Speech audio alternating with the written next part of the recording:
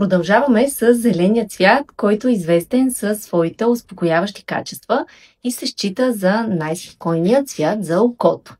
В интериора зеленото е идеалният избор за фоайе или вход, защото улеснява прехода отвън навътре.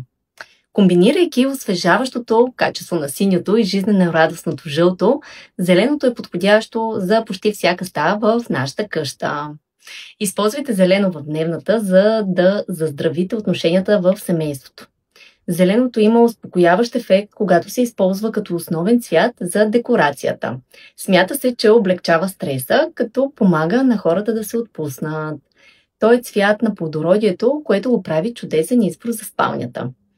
Символиката на цвета свързва природата, растежа и възраждането. Олицетворява вегетация, изобилие, хармония от мора. В някои страни има поверие, че да дадеш сутрин на някого нещо зелено, то ще му донесе щастие. В хронотерапията зелената енергия внася хармония и баланс в цялостното ни съществуване. Съзерцаването на зелената природа подобрява нашето зрение. Зеленото се използва при лечение на стомашни проблеми, язва, висока температура, астма, бронхит. Прекаленото количество на зелено е белег за блокиране и затормозяване, но пък розовото и бледо-лилавото могат да коригират този излишък на зелено. Ако тези видеа са ви полезни, интересни, запазете, споделете с някого и ще се видим в следващия цвят. Благодарим!